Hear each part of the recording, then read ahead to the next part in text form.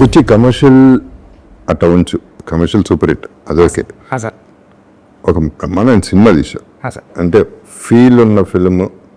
And నాకు for example అది artist నా లైబ్రరీలో పెట్టేసుకునే cinema one of the 200 films అవ్వచ్చు నేను చేసిన సినిమాలు. సో అచీవ్మెంట్, ఆ ప్రైడ్ ఆర్టిస్ట్గా నాకుంది. అట్లాగే ప్రతి ఒక్కడు పనిచేసినాడు అందరికీ ఆ ప్రైడ్ ఉంది. అలా ఫీల్ అవుతున్నారు సార్, నిజంగా మాట చెప్తున్నారు sir. See this film is an experience. Sir ఇది స్ట్రైట్ అవే కమర్షియల్ అంటే మసాలా సినిమా కాదు, బీట్ రూటెడ్ ఫిల్మ్. పబ్లిక్ కూడా ఈ రోజు మాట్లాడే మాట అదే సార్. అంటే ఇండివిజువల్గా ఎవరి కాళ్ళు అంటే రివ్యూస్ చాలా మంది ఉన్నారండి. మామూలు ఒక వాళ్ళకి ఫాలోవర్స్ ఉంటారు, ఒక 5 లక్షలు 6 లక్షలు 10 లక్షల మంది ఫాలోవర్స్ ఉంటారు. వాళ్ళు రివ్యూ ఇవ్వడం ఏంటంటే పబ్లిక్ సినిమా చూసి బాగుంది బాగోలేదని కాకుండా డైరెక్ట్గా రివ్యూ ఇచ్చేస్తున్నారు సార్. అంటే మొబైల్ ఇలా పెట్టుకుని వాళ్ళకు రివ్యూ అంటే మౌత్ టాక్తో పక్కన చెప్పడం కాకుండా ఒక రీల్ పెట్టేవాళ్ళు ఒక వీడియో క్లిప్ పెట్టి చాలా బాగుందని వాళ్ళు పర్సనల్గా రివ్యూ ఇస్తున్నారండి. ఆ మౌత్ టాక్ వల్లే ఎంత స్ప్రెడ్ అయ్యి what ever I went to the experience with you with your project, నేను ఫీల్ అయింది టేక్ ఆఫ్ ఎక్కడికో వెళ్ళిపోయిన సినిమా అనేది. నేను ఏదైతే అంటే నేను గబుక్కని ఏది అన్నో, నేను అన్న మాటలు మళ్ళీ రిపీట్ చేస్తున్నా. ఈ సినిమా ఇండస్ట్రీ ఊపిరి పీల్చుకుంటుంది మళ్ళీ అనే ఆ టైం వచ్చింది అనేది నేను ఖచ్చితంగా చెప్పాను. అలాగే నేను చెప్పింది రామ్ చరణ్ ప్రతి షాట్ 6 అని చెప్పాను. నా character one of the best characters, maybe the best అని కూడా చెప్పాను. ఇప్పటికే అది చెప్తాను. So I'm sticking to that. So ఏమైంది నాకు అర్థమైంది ఏంటంటే వచ్చి ఫస్ట్ ఆఫ్ ఆల్ ఈ సినిమాలో ఒక ఆట ఆడాడు, పోరాడాడు, గెలిచాడు. కానీ ఇవాళ ఇండస్ట్రీ అనే సినిమాలు కానీ ఎట్టా ఉన్నాయంటే గెలిచిన తర్వాత కూడా మళ్ళీ పోరాడాల్సి వస్తుంది. మళ్ళీ పోరాటం జరుగుతుంది. ఈ పోరాటం ఎక్కడ జరుగుతుంది? Opposition's, negative people.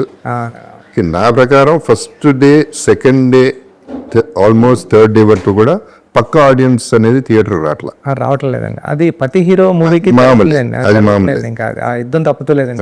అది తప్పదు. బట్ దీనికి ఎక్కువ, దీనికి అపోజిషన్ ఎక్కువైపోయింది. ఏదో నెగిటివిటీ అది కావాలనే చేసేవాళ్ళు కూడా గ్యారంటీగా ఉన్నారనేది ఇవాళ అర్థమైంది. సో నేను డిసప్పాయింట్ అయ్యా. నా ఎక్స్పెక్టేషన్కి వెళ్ళలేదండి beginning. But by the day ఏమవుతుంది, మీరు రివ్యూస్ మనం చూసినా లేకపోతే రియాక్షన్స్ చూసినా ఫస్ట్ డేకి, సెకండ్ డేకి, థర్డ్ డేకి మారిపోతా పాజిటివ్గా అయిపోతున్నాయి. ఇప్పుడు ఆడియన్స్ వెళ్తున్నారు, ఫ్యామిలీస్ వెళ్తున్నారు, వాళ్ళు చెప్తున్నారు సినిమా చాలా బాగుందని. నిన్న కూడా రాత్రి ఎవరో 12-13 మందితో కూర్చుంటే అందులో అంత బాగుంటే సినిమా బాగాలేదంటారని ఫ్యామిలీస్ అవుతున్నారు. సో ఇది యాక్చువల్ ఆడియన్స్ రావడానికి టైం పడుతుంది ఎప్పుడు కూడా. ఫస్ట్ చరణ్ ఫ్యాన్స్ వస్తారు, నీ వాట్ ఎవర్ ఫ్యాన్స్ వస్తారు, అపోజిషన్ ఫ్యాన్స్ వస్తారు. 90% ఇండస్ట్రీ వాళ్ళు అవ్వచ్చు, బయట వాళ్ళు అవ్వచ్చు, పోవాలని కోరుకునే వాళ్ళు వస్తారు. చాలా మంది నెగిటివ్ దీంతో వస్తారు, ఓవర్ ఎక్స్పెక్టేషన్తో వస్తారు. రకరకాల ఫ్రేమ్ ఆఫ్ మైండ్ వేరే రూమ్స్ లో ఉంటారు. ఈ విజువలైజేషన్ వేరు, అక్కడ విజువల్ వేరు. దీన్ని మ్యాచ్ అవ్వాలంటే it's not easy, especially for these kind of films. Right, commercial films 50 మందిని కొట్టాడు హీరో, ఇవన్నీ విజిల్స్ క్లాప్స్ పడే సినిమా కాదు. అవును సార్, ఇది ఫీల్ అయ్యింది. ఈ ఫీలింగ్ బయటికి రావాలంటే మనకి టైం పట్టింది. అలాగా 1 డే పట్టింది, 2 days పట్టింది సార్. 2 days పట్టింది ప్రీమియర్ తో పాటు.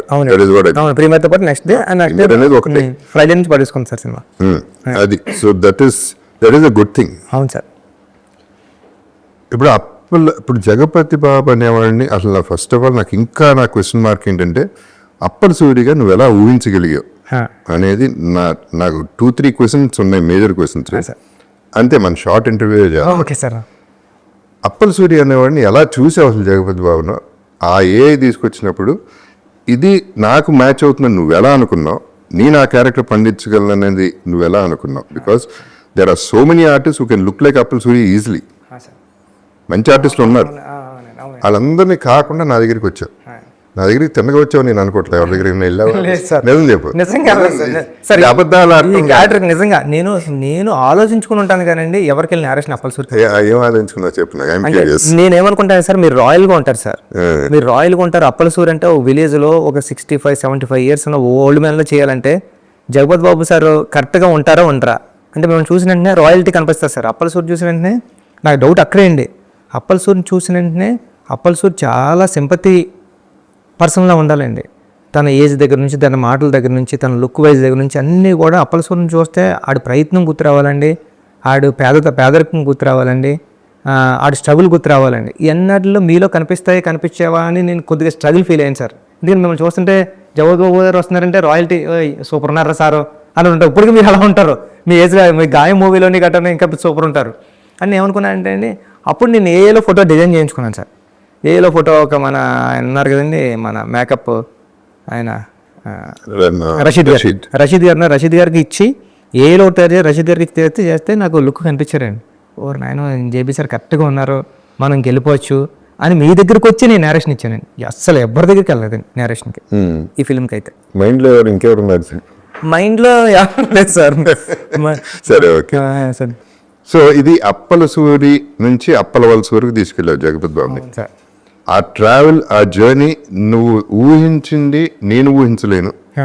కానీ ఎప్పుడైతే నువ్వు ఏ చూపించే photo I was in it, నేను ఫీల్ అయిపోయాను. ఏ రోజైతే మనం ఇక్కడే ఇదే ఆఫీస్లో మనం పైన స్టార్ట్ చేసాం ఫోటో షూట్, డ్రెస్ వేయగానే అందరూ కళ్ళల్లో తెలిసిపోయింది అప్పల సూరి ఉన్నాడు, అప్పల సూరి కనపడుతున్నాడు, జగపతి బాబు కనపడట్లేదు అనేది క్లియర్గా కనపడింది.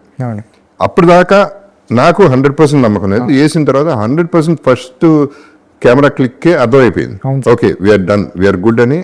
ఆ తర్వాత ఇంకా ఆలోచించడానికి నీకు లేదు నాకు లేకుండా పోయింది.